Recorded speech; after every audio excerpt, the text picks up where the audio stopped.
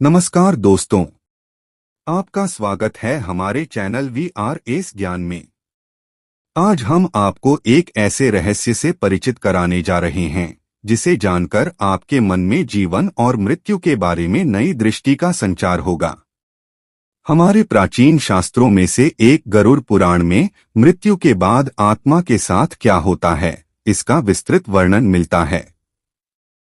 क्या आप जानना चाहते हैं कि मृत्यु के बाद आत्मा यमलोक की यात्रा कैसे करती है? यमराज के दरबार में उसके कर्मों का हिसाब किताब कैसे होता है? और पुनर्जन्म, स्वर्ग, नरक और मोक्ष की प्राप्ति का रहस्य क्या है? तो आइए हम आपको गरुड़ पुराण के इन रहस्यमय और ज्ञानवर्धक कथाओं के माध्यम से इस अद्भुत यात्रा पर लेकर चलते हैं। इस वीडियो को अंत तक देखना न भूलें, क्योंकि यहाँ हम आत्मा की यात्रा के हर पहलू को विस्तार से समझाने वाले हैं। तो चलिए शुरू करते हैं आज का यह आध्यात्मिक और ज्ञानवर्धक सफर। मृत्यु के बाद आत्मा का क्या होता है? इन 15 बिंदुओं में मिलेंगे सारे जवाब। गरुड़ पुराण में जीवन, मृत्यु और मृत्यु के बाद की स्थिति के बारे में विस्तार पूर्वक बताया गया है। इसके अनुसार परलोक एक यात्रा है जो आत्मा भौतिक शरीर का त्याग करने के बाद शुरू करती है। गरुड़ पुराण क्या है, इसमें किन चीजों का वर्णन किया गया है, इसे जानने के क्या लाभ हैं, इसे कब और क्यों पढ़ना चाहिए आदि। गरुड़ पुराण को लेकर आपने मन में उठे सवालों का जवाब जानने के लिए आपको इन मुख्य बिंदुओं को समझना जरूरी है।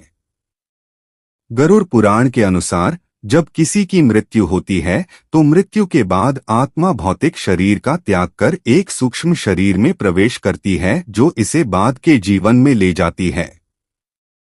जीवन में किए गए पापों के आधार पर मरने की प्रक्रिया के दौरान आत्मा को विभिन्न स्तरों के दर्द और पीड़ा का अनुभव करना पड़ता है। मृत्यु के बाद आत्मा मृत्यु के देवता यम से मिलती है जो आत्मा के कर्मों के आधार पर न्याय करते हैं। जीवन में किए अच्छे बुरे कर्मों के आधार पर ही आत्मा को विभिन्न योनि प्राप्त होती है। परलोक पहुंचने से पहले आत्मा यमलोक पहुंचती है। यहाँ आत्मा को यम द्वारा आंका जाता है और उसके पापों के लिए दंड का अनुभव कराया जाता है। यमलोक के बाद के क्षेत्र को चित्रगुप्त की दुनिया कहा जाता है। यहाँ आत्मा को अच्छे बुरे कर्मों के आधार पर उसके भाग्य का निर्धारण किया जाता है। इसका बाद तीसरा क्षेत्र आता है जिसे स्वर्ग कहते हैं। यहाँ पहुंचकर ऐसी आत्माएं आनंद लेती हैं जिसने जीवन में अच्छे कर्म किए होते हैं। वहीं चौथे लोक को नरक कहा जाता है। यहाँ आने वाली आत्माएं अपने बुरे कर्मों के आधार पर दंड भोगती है। स्वर्ग के बाद के जीवन के अलग अलग क्षेत्रों में अलग अलग अवधि होती है, जिसमें स्वर्ग सबसे छोटा और नरक सबसे लंबा होता है। गरुड़ पुराण के अनुसार स्वर्ग में आत्माएं विभिन्न तरह के सुखों का आनंद लेती हैं। वहीं नरक में आत्मा को दंड का अनुभव करना पड़ता है। नरक में आत्माओं के दंड की अवधि उनके कर्मों के आधार पर ही निर्धारित की जाती है। कर्म के आधार पर आत्मा का पुनर्जन्म जानवर, कीड़े मकोड़े, पौधे या जीवन के निचले रूप में हो सकता है। मृत्यु के बाद आत्मा का अंतिम लक्ष्य मोक्ष को प्राप्त करना होता है, जो कि जन्म और मृत्यु के चक्र से मुक्ति है। जब आत्मा मोक्ष प्राप्त कर लेती है तो वह जन्म और मृत्यु के चक्र से मुक्त हो जाती है और परमात्मा में विलीन हो जाती है। गरुड़ पुराण एक शांतिपूर्ण जीवन सुनिश्चित करने और मृत्यु के बाद मोक्ष प्राप्त करने के लिए पुण्य कार्य, धर्म, पूजा पाठ और अच्छे कर्म करने के महत्व पर जोर दिया गया है।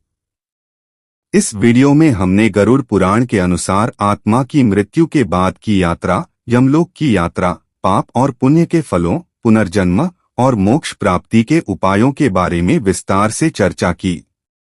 अगर आपको यह वीडियो पसंद आया हो तो कृपया इसे लाइक करें, शेयर करें और हमारे चैनल को सब्सक्राइब करें। आपकी प्रतिक्रिया और सुझाव हमारे लिए महत्वपूर्ण हैं। धन्यवाद।